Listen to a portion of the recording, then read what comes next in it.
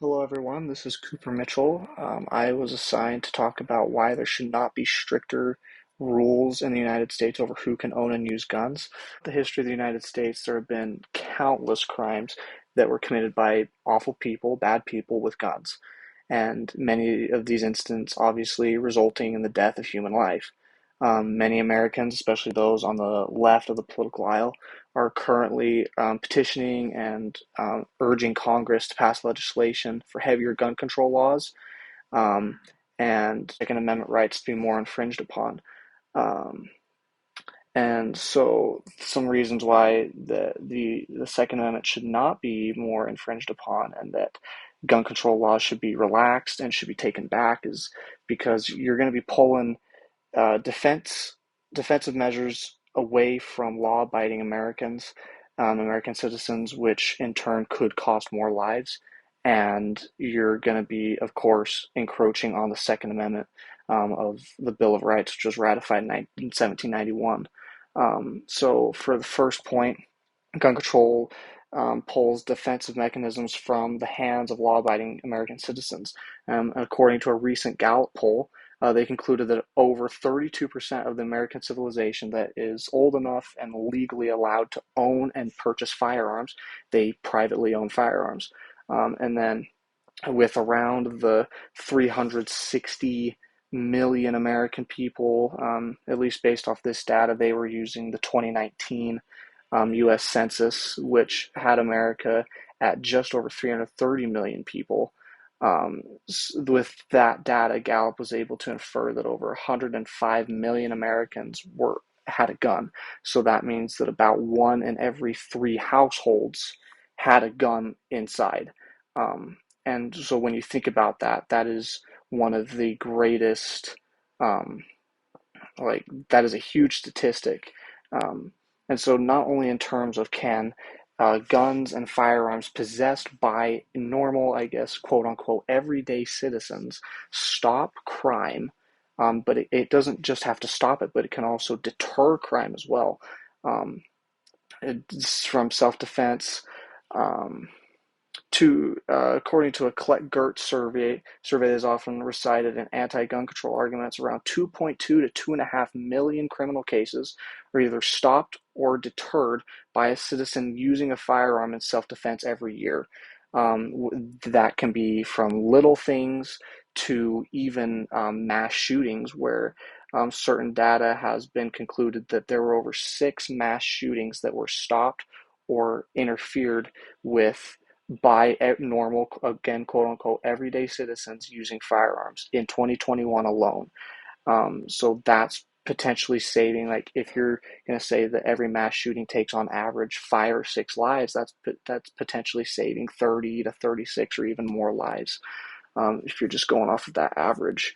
Um, so it's just if Congress is to go and pass more legislation on gun control, that's not just going to take guns away from the bad guys, which is obviously a great argument and a good thing, but it's going to take guns away from those American citizens that lawfully abide by the laws that are set in place, and those people that have need of firearms in means of self-defense. Um, Guns are obviously a great propellant of crime.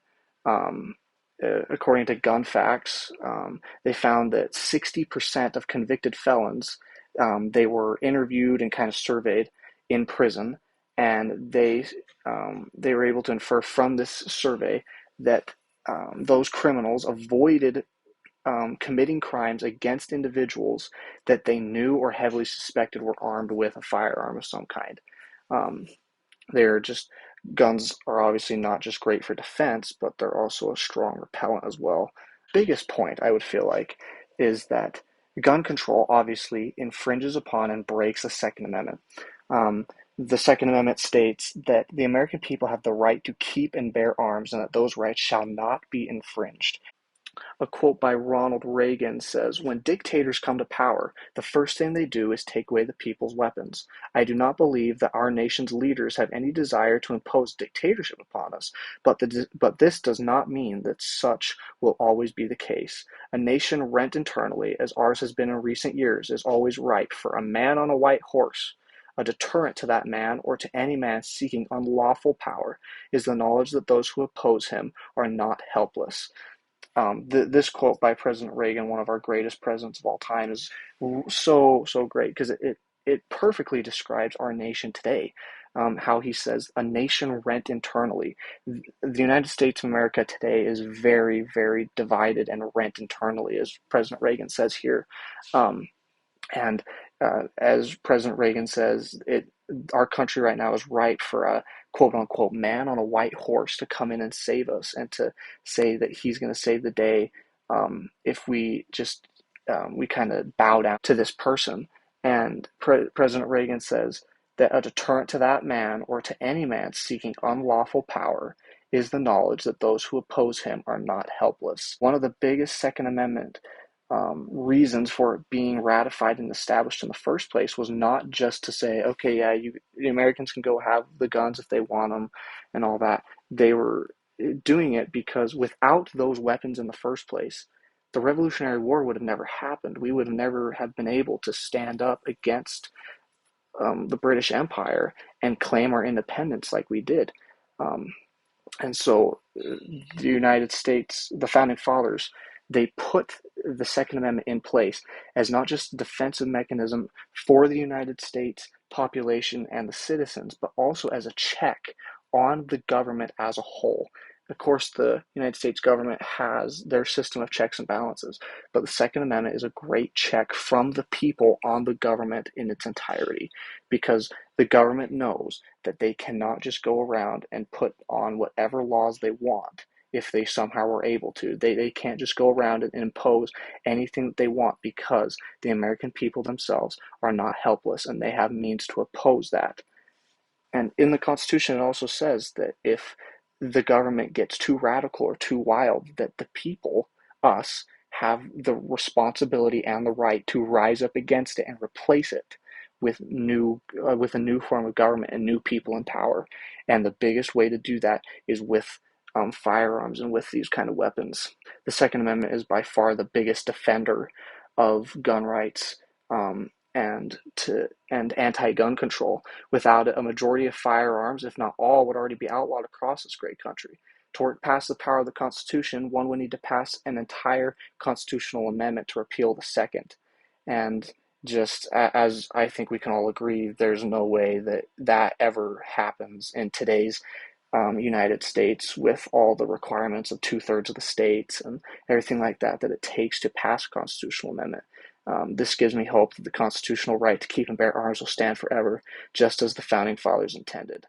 And while I'm very much in favor of background checks, extensive background checks, and withholding weapons and the opportunity to use and keep weapons from such as former felons, other aggressive criminals, those that are deemed mentally unfit to purchase and have firearms, in instances like that, I absolutely believe that there should be some restrictions on guns, just to the form of background checks, just to make sure that who we are giving these weapons to can be trusted to keep the law with them and use them for their intended purpose and not to harm others. But I don't believe that the Constitution or the Founding Fathers deemed it necessary for our gun rights as American citizens to be infringed upon too heavily, to the point where certain guns are being banned or certain types of magazines are being banned, and things like that. As we can all see, the constitutional right to keep and bear arms is constantly under attack and will continue to be for decades into the future. However, hope still remains that the Second Amendment will stand through the torment and the adversity, as it should, as the Founding Fathers meant for it to do. Although many Americans are petitioning for heavier gun control laws, there should not be stricter gun control laws in the United States, because it takes one of the most effective protection and defensive measures out of the hands of law-abiding citizens, but it also infringes upon the Second Amendment of the United States Constitution.